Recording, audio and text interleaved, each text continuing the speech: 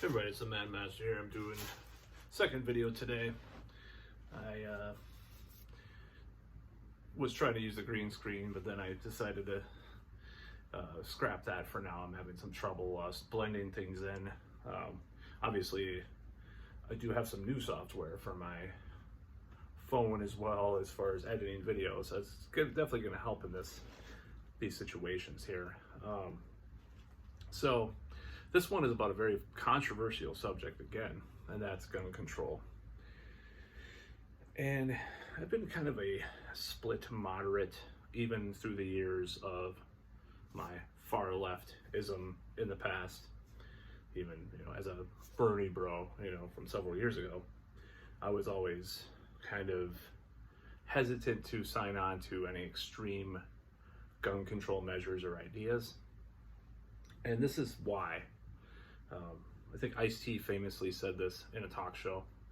He was like, well, you gotta have guns to protect from the police. And it's kind of ridiculous, like the concept, like you're gonna be able to protect from tanks coming into your home or whatever, with a rifle or AR-15 or whatever.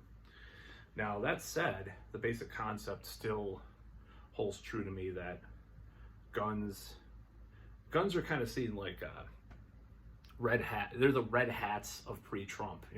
Oh my God, he owns a gun. I know friends that have dated girls. They wouldn't even tell them that they own guns. Like they had, because it's such a taboo on the left to have a gun or a handgun, and then there's always a debate. A gun.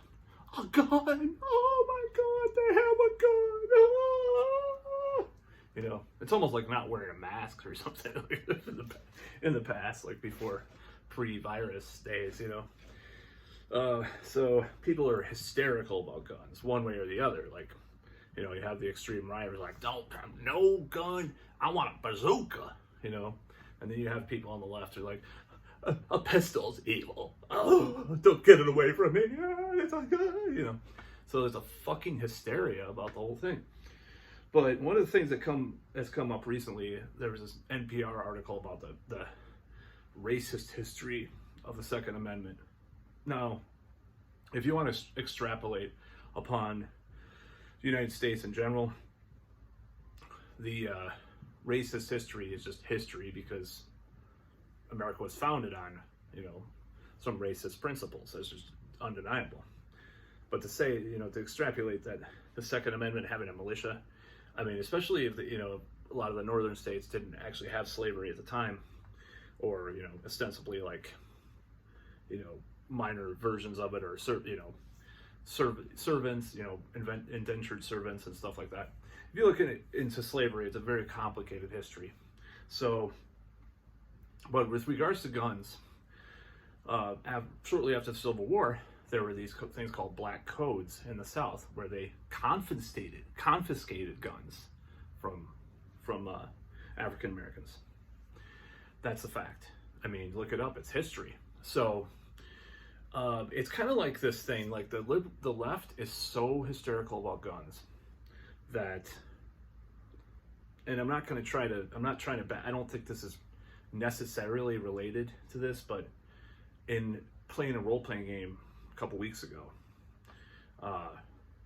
there were these literal Nazis in the game, trying to take over this town we're in, and the game master did not understand the concept that they would, and I think he was just confused because it's the Republicans and Nazis were both conspiring in this town, so it's because Republicans, are the pro-gun people.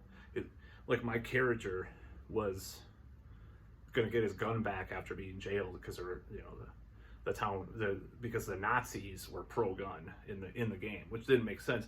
And me and my friend kind of corrected him, no, the Nazis took away guns, period. It's actually a trope that the Republicans use, the Nazis took away all the guns.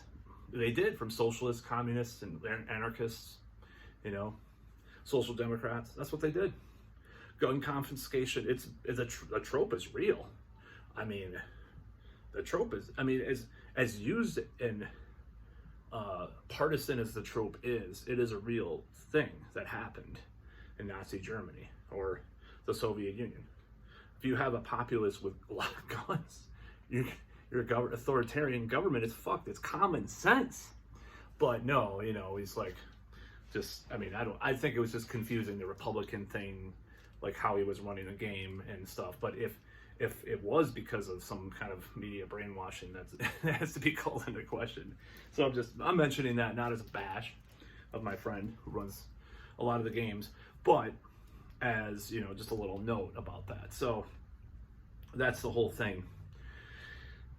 It's a very complicated history that we've had in the United States. I mean, you have the Second Amendment was partially probably because of Great Britain and the threat of, what happened after the Revolutionary War, having militias to fight against, insurgents that wanted to bring back the British Empire or whatever. There's a lot of different reasoning behind that, and maybe there was some things tied in with slavery or whatever. But just to like brand and bash people that support the Second Amendment as, oh, it's because it's racist. It's so stupid and just lacks so much nuance. But the left, a lot of days, is lacking a lot of nuance. So that's my word on that. I'm not sure what I think about gun control. It's one of those fence-setting positions that I'm in. I believe there are some countries in Europe and elsewhere that have done pretty well with banning all guns in their societies.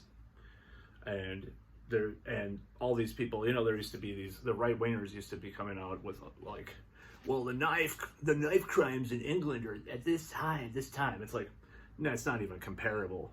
You look at the actual rates of murders, it's not even like, but it's like they ignored the nuance back then. Now the left is ignoring the nuance about all this stuff. So it's really a horrible lack of perspective that people have with regards to these subjects. But yeah, there's a lot of nuance with that, with these things, like these articles from NPR. Oh my God, the racist roots of the Second Amendment. Oh, the racist roots. I wouldn't be surprised if these fuckers in the next few months, especially with the rise of tech censorship, come out with some article. The racist roots of the First Amendment. Oh, we got to repeal the First Amendment.